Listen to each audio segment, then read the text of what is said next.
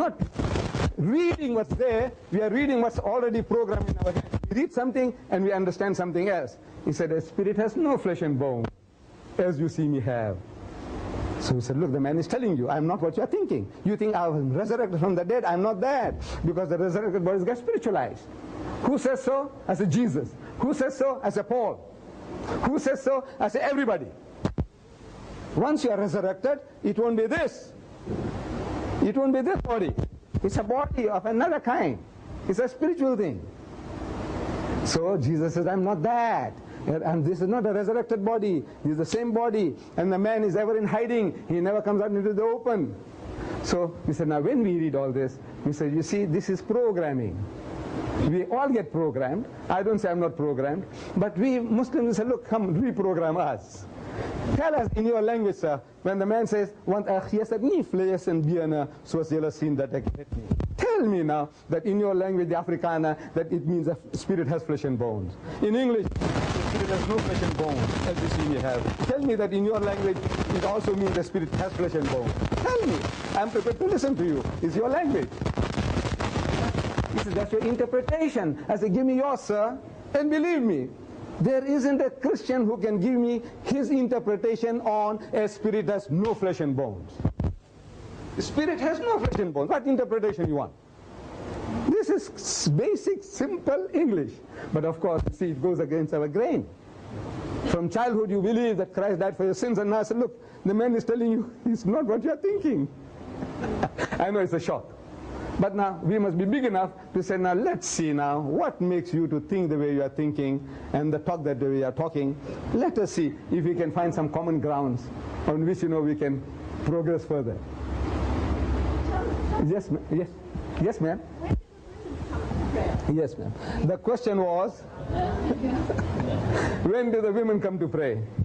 See, the obligation to pray, as well as every other religious obligation which is incumbent upon the man, is also incumbent upon the woman. But there is what is called a segregation of the sexes in Islam. Men and women are not allowed to freely intermingle. So in the absence of a separate facility, they pray at home. There are certain mosques which have certain separate facilities. Like this particular one here, unfortunately, the way from the very beginning it was built, it didn't have that facility. But now, the free intermingling is that which is not allowed. Otherwise, everything the man does, the woman must do. Fasting, prayer, going on a pilgrimage, giving charity, whatever the man does, the woman must do the same. But now, you might not have had the chance of coming through that section there where we make ablution. So you might have come in straight in there. That other side, you saw the steps there, seats there. Going out time, you can have a look. So the men and the women must go through the same process. And imagine you making the ablution there. And I'm waiting for my turn. Because at prayer time, there's always a queue behind every time. Because there's certain fixed times and everybody tries to make it, as short as possible, how to get it quickly to fit into the time slot. So you making your ablution and I'm waiting for my turn. For example, and I can assure you, madam, that as old as I am, I see the lady, sitting there, her tresses around, the nape of the neck, lifting up her legs, washing her feet. I said, number one, you won't feel comfortable. With a man sitting on your right-hand side and a man sitting on your left-hand side, and some places a man sitting across there, you're lifting up your legs and washing your feet, you might be wearing a hot pant, you won't be at ease. Then, there's a man sitting on your right hand, the man sitting on your left-hand side, and there's a guy waiting from behind, he's watching, say, lovely tresses this lady has got, what lovely arms she's got. This is man, any man. Unless he's a lunatic or something else is wrong with him. Look, this is how God made man. Then you might have witnessed us in prayer, everybody standing shoulder to shoulder. Because the Holy Prophet Muhammad, he said that when you stand up for prayer, you must not leave gaps for the devil to get in between you and your brother. Now the devil that he was talking about was not the guy we see in the art gallery, museum complex, City Hall. You go upstairs, second floor there, and you see the paintings by great artists. There is one huge painting there of a beautiful woman, well proportioned with wings. She's got a wand in her hand, She's directing the devil to go to hell, and you can see the devil flying off. In the picture you can show all that. Hellfire in the distance, and the devil is flying off, and this devil has got ruddy complexion, red, red, red. He's got horns, he's got sharp ears, he's got a tail with a barbed hook. It's worth seeing. Some great artist has done that job.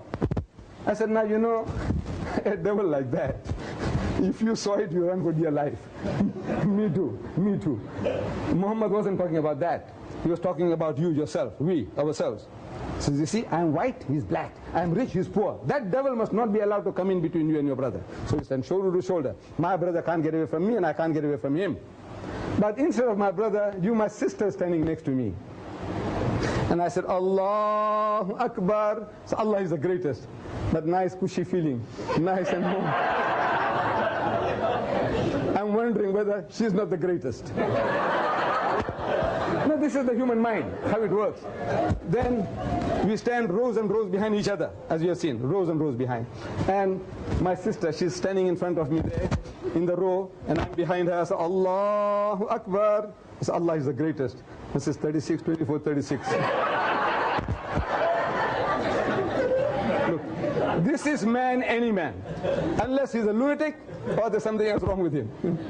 This is how God made man. You know, the thing that allures him most on this earthly existence is woman. And I don't have to prove it to the Westerner. To you people, I don't have to prove it. You know it, this weakness of man, and your people are using it to the limit. Look, Lucian Motors, Smith Street, Durban, they sell second-hand trucks. But on the trucks that they advertise, there's a woman in the bikini on top of the truck. Then G North, they move from Field Street to North Avenue. G North, they sell second-hand tractors. They sell tractors. And on the tractor that they advertise, a woman in the bikini on top of the tractor.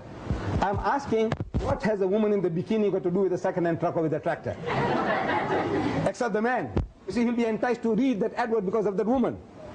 And then BMW has beaten the lot. BMW. Is the motor car supposed to be a little better than the Mercedes-Benz? I'm not in the market for it. I had 4 Beetles. You know, I spoke about Beetle. 4 Beetle motor cars, one after another. And then they did away with the Beetles. I was forced to buy a Golf. I'm still not in the market for a BMW. But a BMW advert in our daily news attracted me.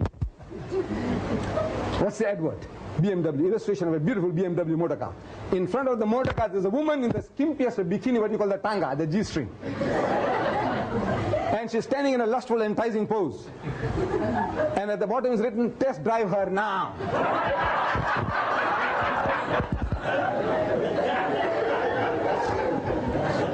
Who? The woman of the car. She's buying the car. No, the buyer car. So what are you doing to your women folk? You see, the Westerner, he sells his mother, he sells his wife, he sells his daughter, he sells his sister. Everything is for sale.